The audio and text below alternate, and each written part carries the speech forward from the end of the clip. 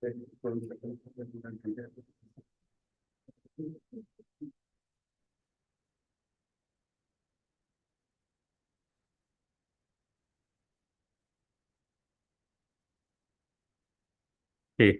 sorry for a couple of minutes delay. Uh, Good afternoon. Welcome back to the second colloquium of the week. We had one yesterday, which of course incidentally I missed, but I hope we'll have equally interesting lecture today. This is by Dr. Aniruddha Joshi, who is the founder and CEO of Atreya Innovations. It so happened I came to know about an incident just a couple of minutes ago. I would like to share. Way back in 2009, precisely on April 24th, one Professor J.B. Joshi gave a special asset colloquium as a part of Homi Baba birth centenary celebrations. Aniruddha Joshi is son of J.B. Joshi. So yeah, of course, J.B. Joshi was director then of ICT, which is called now ICT. Those days, I think it was called University Department of Chemical Technology. So on that note, let me formally introduce Dr. Aniruddha Joshi, who is, of course, as I said, founder and CEO of Atreya Innovations. The main vision of Atreya Innovations is to provide the most personalized, of course, nowadays that is something a key to medicine, personal, predictive, and non-invasive health monitor based on data science driven Ayurveda. So he's a computer engineer from Mumbai University. It's a big, transformation, and PhD in computer science from IIT Bombay with a specialization in data analysis and machine learning. He received the National Startup Award in 2021 in the Ayush category, and a special mention about this was made in Man Ki Baat. Excellence in IT Award by the Ministry of Ayush, DSIR recognition in the in-house R&D of this particular indigenous value. Dr. Joshi filed 3 patents and published more than about 50 papers in international journals and conferences. He was a CSIR research fellow for 5 years. So without taking more of his time, now I invite Dr. Aniruddha Joshi for his very interesting talk. And incidentally, he also has brought the instrument, probably is going to kind of demonstrate or maybe show at the end of his lecture. Over to you. Thank you. Thank you so much, sir. First of all, thank you so much for inviting me here. Is there any echo or is it fine? That's okay. You're right. Okay. So once I had given a similar lecture in DRDO, and they had introduced me as a scientist who is working in a non-scientific Ayurvedic domain. So I'm happy that in such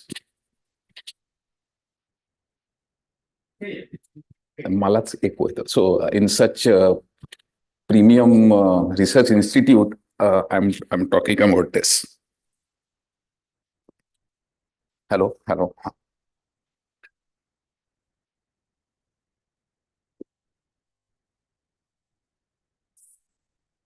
Can you just click on the screen? Can you just click on the screen now? Yeah. So we have exported yoga big time in the world, and in next 3 to 5 years, all those people who are doing yoga at the moment are going to shift to Ayurveda. But they will shift to Ayurveda only if it is explained to them in more scientific manner in the format of numbers, reports, statistics, and so on, which currently Ayurveda lacks more of standardization or annotations and so on. So you can see that how much yoga has impacted. When Tesla launched its robo, the final few seconds of that launch, the robo was actually doing yoga. So this is the outline of my today's talk. I'll briefly start with basics of Ayurveda and Nadi Parikshan. Many of you may not actually know what it is. So I'll spend very briefly, I'll spend some time. Then I will actually come to the product and the research outcomes out of it, what impact this particular product is making in India as well as overseas, and then our path forward, how we are taking this ahead. So the problem which we are solving is basically, especially more post-pandemic area, which is the non-communicable disorders. So more than 70% of people are affected by diabetes, depression, mental disorders, and so on. And the root causes of such disorders are usually stress, strength, health, diet, weight, and so on. That is what actually the problem starts, and eventually it goes to some kind of disorder. And usually the doctors, whether they are in allopath or Ayurveda, get three types of basically questions: more of finding, tracking, or fighting. So how to solve acidity, how to take care of my stress, how do I track it, how do I find it, and if I'm moving towards diabetes, what should I do, and so on. So we know that from healthcare point of view, from technology point of view, wearables is the future. By 2030, you can see that we will be surrounded by, or we will be wearing at least 10 to 15 sensors or wearables. So there will be Google Glass, there will be watch on which there will be 3, 4 sensors. There will be a sensor in the belt, in the shoes, on the shirt. There are systems, patches for diabetes, and so on. So many wearables around also right now. Only there are cameras, but there are going to be health related cameras around us, which are going to, record all kind of activities. And so the question is where we can contribute to that wearable journey of this health tech. Again, from smartness in healthcare point of view, there are going to be lots of dashboards where we are going to track them. During COVID, of course, we track them. This is a very near future phenomena where, you wake up in the morning for brush, and in the mirror, you actually see how your day is going to be, and so how to take care of you from the health point of view. Again, how do we contribute from our own ancient science? So this is the ancient science of Ashtavidha Pariksha, the diagnostic system of Ayurveda. We can call them maybe 8 X-rays of that time. Checking the pulse, checking the tongue, eyes, the complete akruti, the voice, stools, and so on. So completely non-invasive system, but can give a lot of information about the person. It's a completely personalized approach, predictive approach, and so on. And from today's point of view, they fall under the class 1 category of medical device. So what we are trying to do is, currently the whole world is modern medicine and self-care.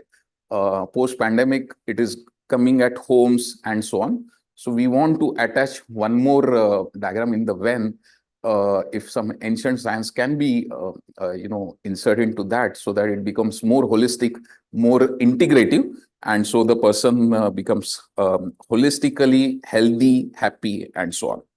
So as I said, usually the root cause of any problem is actually the lack of sleep. I'll show it here. Usually the lack of sleep or anger, stress, and so on. And eventually that root cause get flourished into, some issue, which is anxiety, diabetes, and so on.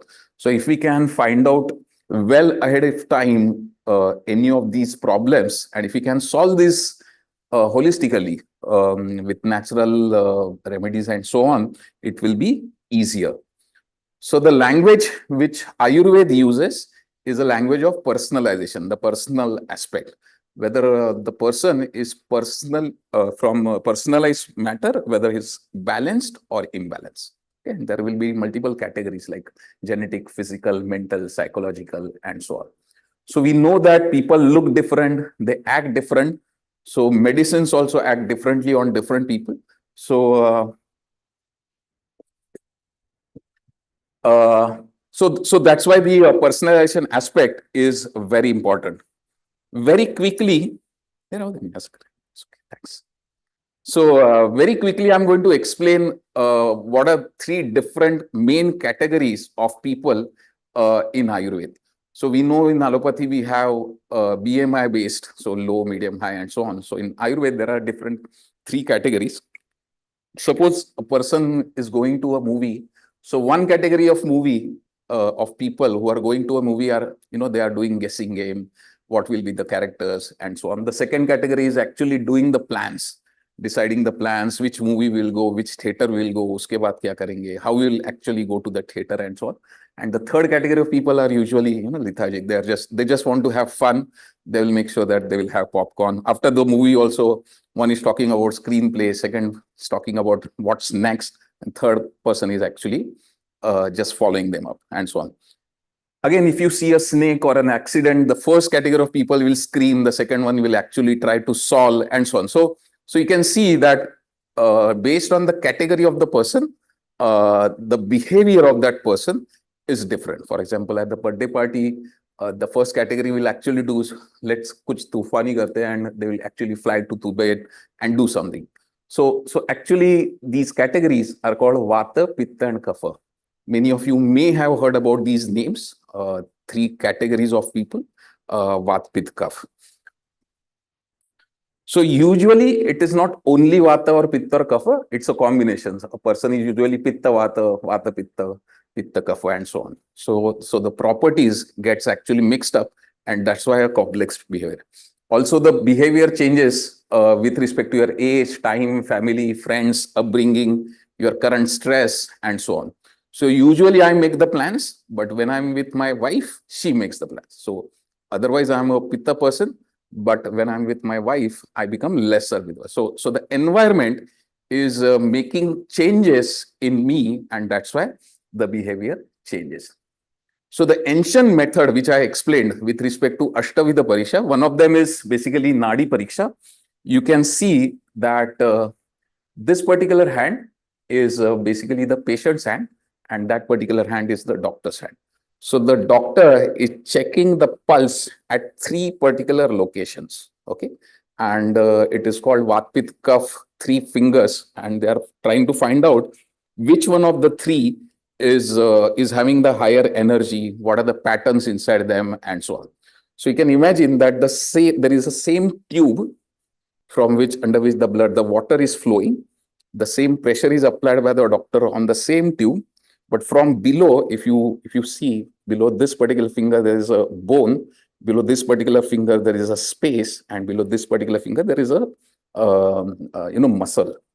So that's why the tube under which the water is flowing, due to viscosity, due to the flexibility of that particular tube and various things, the fluid dynamics is different, and that's why it is creating different pressure information at the 3 points of these 3 fingertips.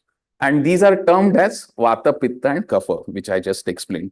So Vata is all about movements. Okay, my hand is moving, my respiration, blood is moving, my thoughts are moving, and so on. So when Vata is high or low, things are moving in proportionate manner.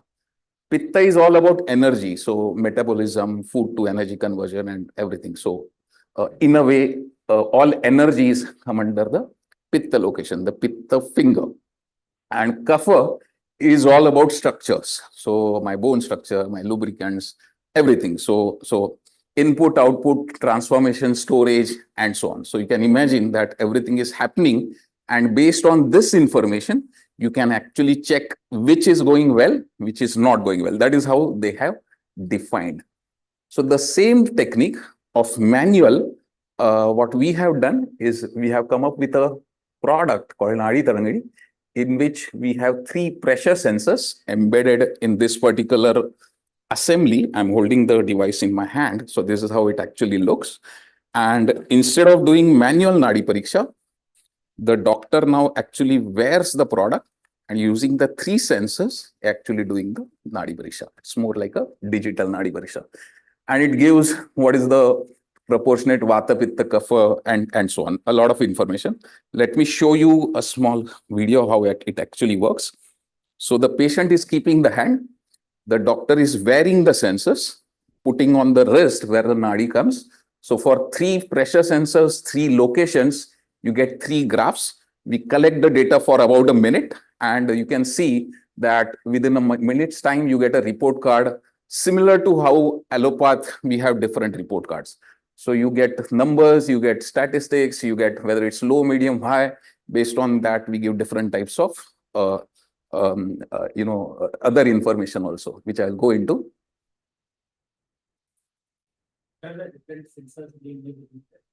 So these are piezoelectric sensors, 500 sampling rate, and 0 to 4 inches of water column is the pressure range which we are using. All 3 are the same. Yeah. How it differentiates? Sorry? How it differentiates? 3 things. No. So three sensors are at three locations. So it is picking up the pressure energy from three locations. It's not differentiating. So three different, in the sense, energy sources we are capturing. In a way, the device is dumb. It is just collecting the data. Whatever is done is basically on the server. How you calibrate it? So So calibration in a way that, so when I started developing these sensors during my PhD, I started with a mic, then optical sensor, then capacitive pressure sensor. And ultimately we did a lot of calculations to come up this particular assembly. So which sensor to choose, how much pressure range to choose and so on. So let me tell you a very small story. So whenever I come up with a device or a sensor, I used to take a printout because the Vaidya with whom I was working with was in Pune and I was developing this in IIT Bombay. So I used to take a printout, go to him and show him that, this is how my Nadi looks like today. So every time he was not happy enough. And one Eureka moment was when I showed him this particular sensor's graph. Just looking at the graph, he said that this is a female pulse, 25, 30 years old maybe. She is having a chest pain. It's because of gases, and please tell her to so and so that she will actually the problem will get solved.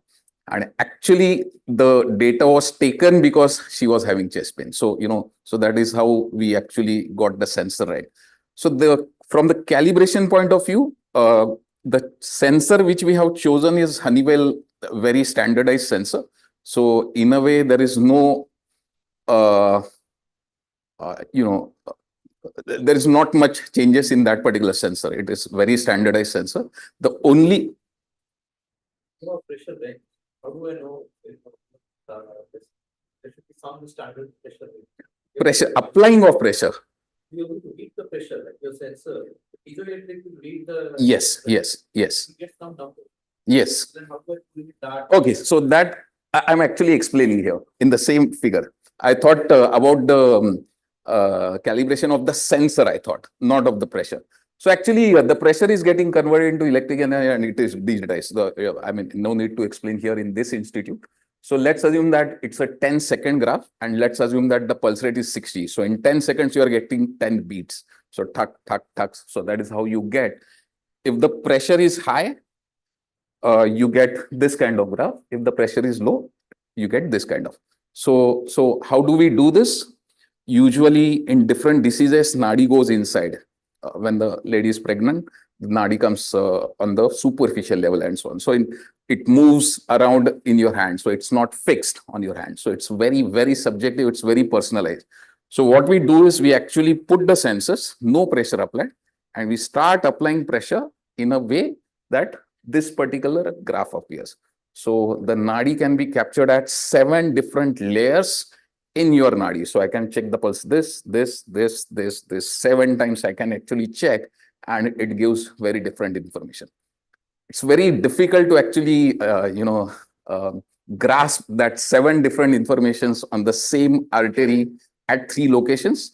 But if time permits, as an additional graph, as an additional slide, actually I'm showing that at different pulse pressures, how Nadi actually changes. And what we actually do, whenever we capture this particular Nadi, because we know at which pressure it is captured, at that level we have standardized. So we actually standardize that particular graph based on the base pressure. So that is how we actually do this. So actually the pulse is not thak, thak, thak. If we concentrate enough, similar to your heart action, it's again thak, thak, thak, thak, thak, thak, and so on.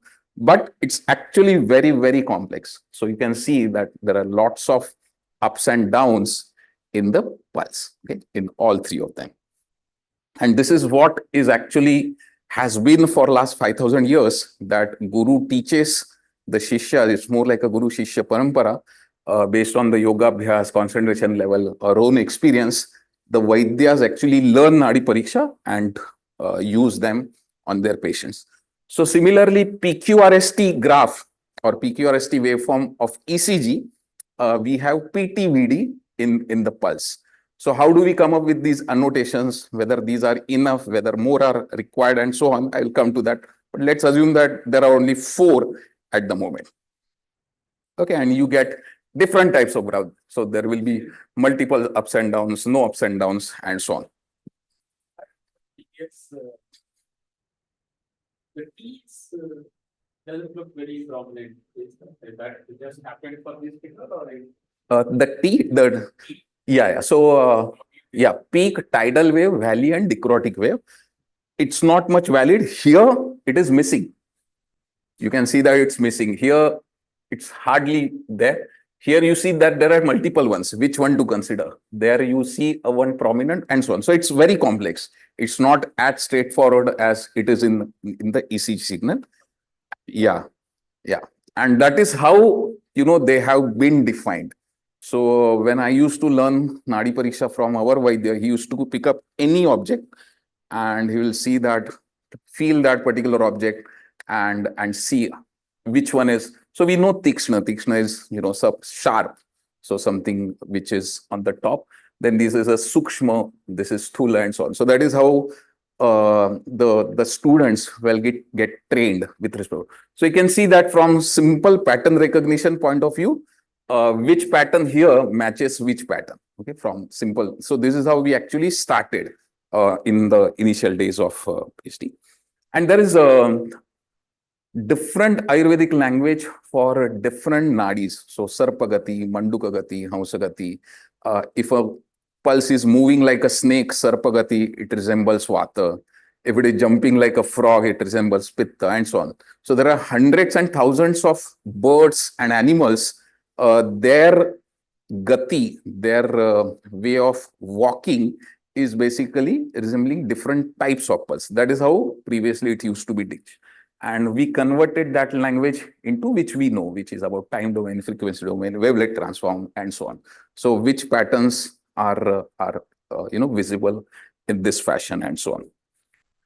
So we started with visualization aspect. So you can see that movement of snake and how the movement of snake or Sarpagati is actually happening in the visualization pattern.